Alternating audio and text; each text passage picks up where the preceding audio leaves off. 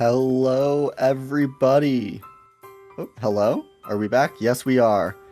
So Okay, right well, now, oh yeah, right now we're going to be starting up the six-digit World Cup Finals map pool showcase. Hope you guys are ready for this.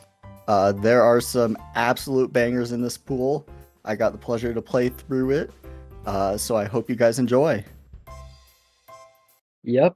There's a lot of maps that are very interesting in this pool. A lot of very fun maps, a lot of quite challenging maps.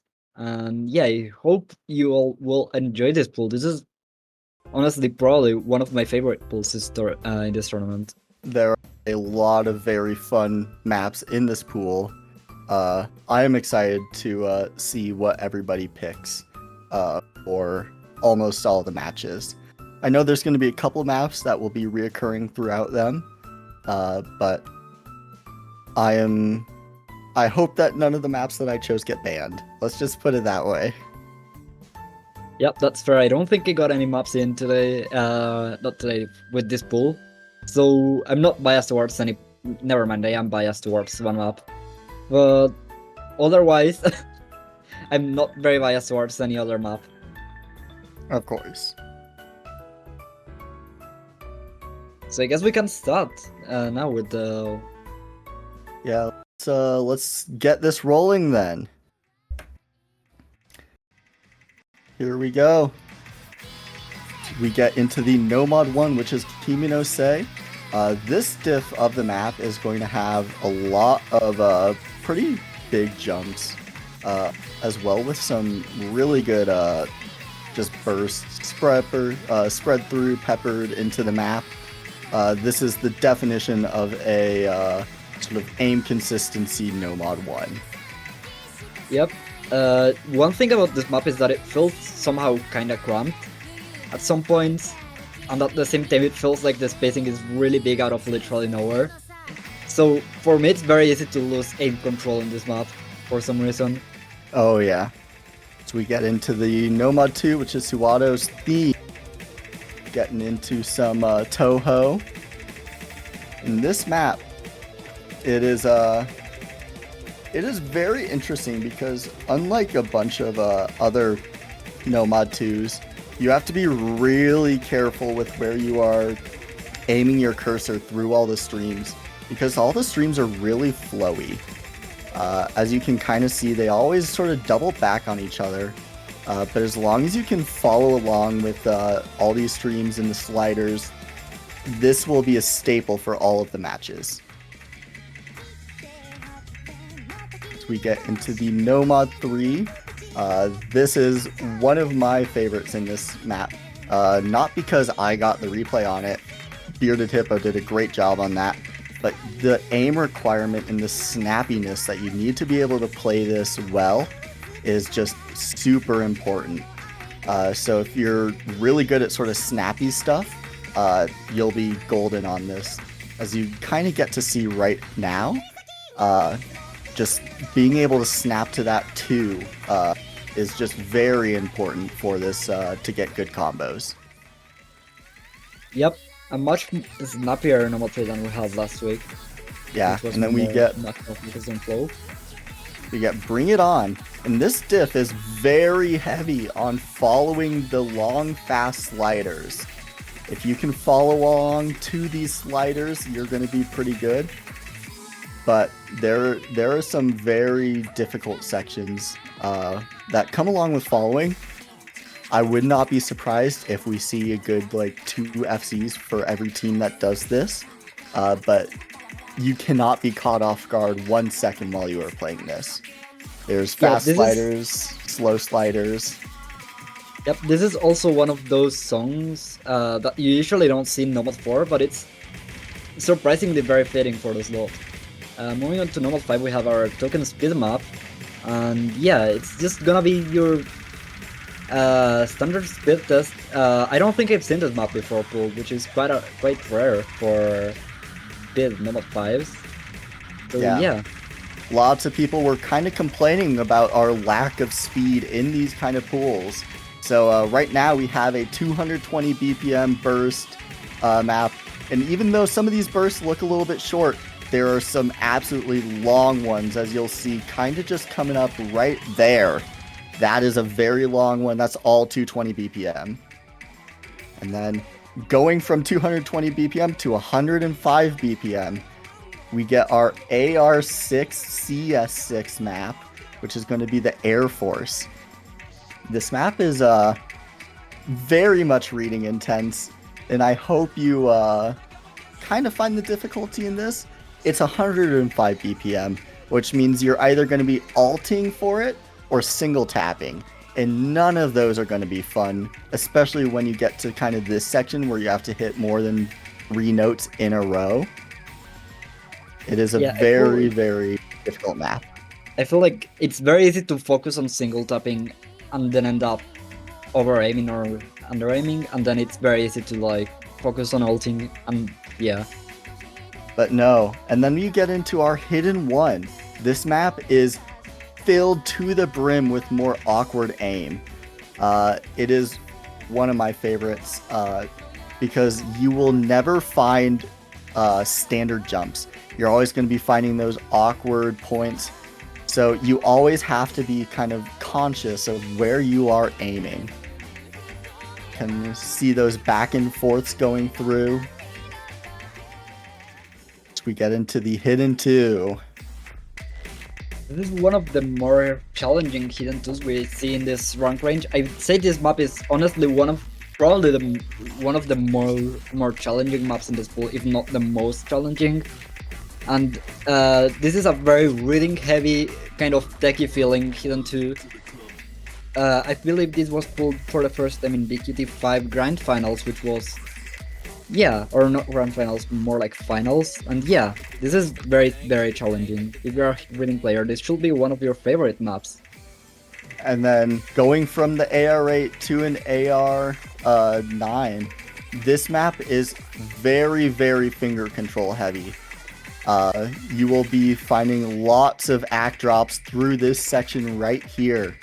You're going to be getting peppered with 4-note bursts, 3 notes, 2-note taps.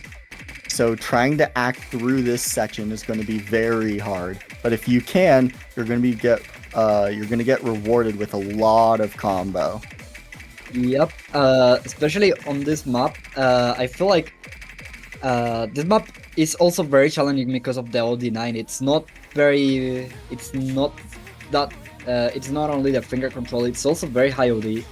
Yes. For, yeah, what it and does. Then we get into our HR1, so the more techie consistent map.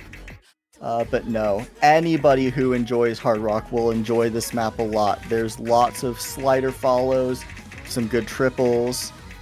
It was very fun to try to play this map. Yep.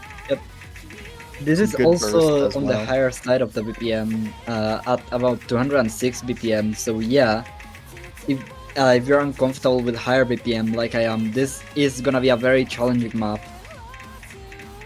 Lots of bursts sprinkled in everywhere along with those light tech patterns. It's gonna be a very challenging map for a lot of you.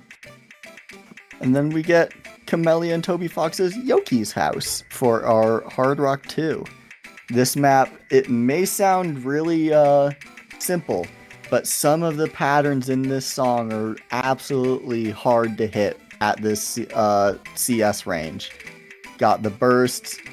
Later you'll also see some slider followings. This section, very, very snappy on the aim. I'm excited to see how some of these more hard rock oriented teams do on this. It'll be very fun to watch. And we get into our Hard Rock 3, which is Candy Carousel. This map is going to be more on the side of alt, just like our Hidden 3. Yep. But you're going to be getting... Oh, go ahead. This one is a lot more focused on flow, with those cut streams coming in at some points in the map. You'll also be getting a lot of parts where you have to kind of follow along with the sliders. The sliders are a big portion of this map, and getting to act and even getting big combo on them. You better hit those slider ticks or else you're going to be in for a world of pain on this.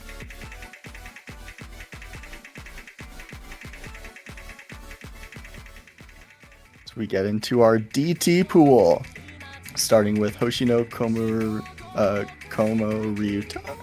I think so. Don't dox me for that. This is going to be our very speedy 240 BPM. It's just flow aim, snap aim, lots of little bursts here and there. So if you've been looking for some speedy maps for our DTs, look no further. Yep, some higher BPM aim coming in from this DT1. Definitely gonna be a challenge, whether or not you single tap it or you ult it at 240 BPM. And we come in with the DT2. This is also going to be more of a finger control ult, but there is going to be lots of those little bursts every once in a while. But if you're good with following along with this Hive AR, following along to the notes, you will have no problem on this. I suspect to see this in a lot of matches as well. Just being able to ult through this will be very, very good. Accuracy is very important for this as well, though. But don't be afraid. It is 250 BPM, so some of those bursts, got to be careful. And we get into our DT3. Have some very good replays for the DT pool, but this is all 200 BPM burst. That is all this is. High AR, high BPM. If you come into this map with any cold hands or you're not warmed up, you're going to be in for a world of pain trying to speed through this. Just the raw finger control and finger consistency for that is going to be very, very fun to watch in match. Yep, for this DT4 we have a little bit more of an ult-ish kind of, yeah, very finger control, low BPM DT. So this is gonna be quite uncomfortable, honestly. A lot of these patterns feel like you kinda have to snap them, but it's way too high BPM to be able to snap them properly. So you kinda just end up being in the middle, and it's very easy to lose your aim control. So that's gonna be our DT4, a little bit more of an ult map in this case. And we get into our free mod 1 with Statlord with the easy hidden FC, the SS. But no, this is going to be more of a, I'd say this is more of a control map. There's lots of these long bursts of 200 BPM. So as long as you can follow along to the rhythm of this song, you'll have no problem. That stack right there looks just gnarly with that. And then a fan favorite for some people I know, we have Miracle Matan from the Nico Nico Doga. This is the map I was talking about when I said there was one map I actually really wanted to see it picked. Oh, so yeah. This is gonna be a little bit of a precision, kind of an anti-mode, but this is a very unique map, very old style, kind of a shitpost map, honestly. Yes.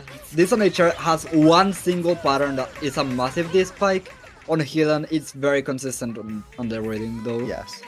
And then we get into our final free mod pick, free mod 3. Don't be fooled. This map is CS2. These circles are giant. This is what it looks like with Hard Rock. Playing this with Hidden is absolutely a nightmare. So I would say that this is more of our anti-mod map, just because the high CS low circle size, or sorry, high AR low circle size, it is such an awful combination to try to aim on. But if you're able to play... Also, Eroga map so banger. Yes. And then this is our tiebreaker. So, some of you might realize, hey, look, our host Turley is doing a tiebreaker showcase. This is also because this map is kind of special. For some of you boomers who might be watching right now, or some people who even just watched some previous OWC matches, this is actually an old OWC tiebreaker from 2016. This is, I think, the quarterfinals OWC tiebreaker. It's 5 minutes long, and there's lots and lots of finger control, lots of bursts, but it's just a really good tiebreaker to test with sliders and lots of BPM changes as well. So if you get to this point in your match, I hope you have practiced this in any capacity, even if it's watching a review of an OWC match, because it will be important to do good on this map.